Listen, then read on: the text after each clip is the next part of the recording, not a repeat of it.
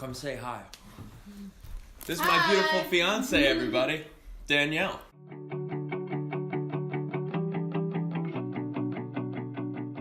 Greatest Showman is a 2017 musical based loosely on the life of Phineas Taylor, aka P.T. Barnum, and the formation of his traveling circus. Hugh Jackman stars as the titular showman, Barnum, and Michelle Williams plays his wife, Charity. Supporting cast includes Zendaya, Zac Efron, Keala Settle, and Rebecca Ferguson. The film is directed by first-time Australian director Michael Gracey and is co-produced by Jackman himself. We open with a scene of Barnum's circus seemingly enjoying great success and immediately cut back to a much less fortunate time in PT's life. As a child, we see young Barnum and his father struggling to make ends meet and working tirelessly for the family of wealthy Charity, a young girl who finds solace and inspiration in PT's imagination. He dreams big from childhood, and through the years, he and Charity go from two young star-crossed lovers to married with children. When times fall tough on the Barnum family and PT loses his desk job, he finds his inner imagination again with the help of his girls and opens his first museum, which employs freaks off the street as entertainment. Barnum elevates the special people he finds to some mild fame before becoming completely overridden with the ideas of fortune and greed himself. Eventually, PT finds the Swedish opera singer Jenny Lind, portrayed by Rebecca Ferguson, and opts to use her as a centerpiece for a new string of shows meant to fill his pockets with as much money as possible, at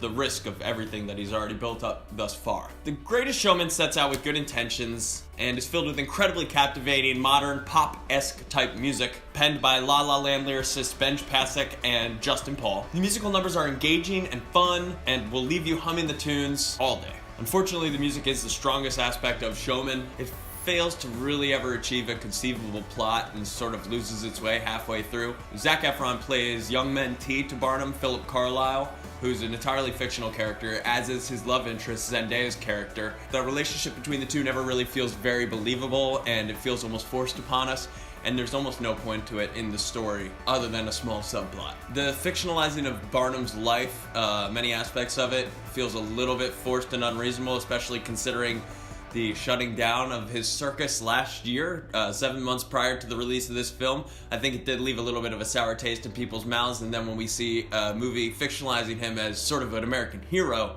it's very tough to swallow.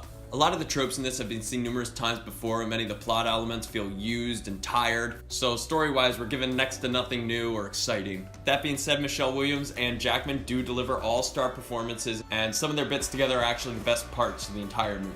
The musical numbers save this film over and over and over again from its mediocre plot, and sometimes when you don't think that you're going to need another 5 minutes of song, it begins and you actually find yourself really enjoying the moment.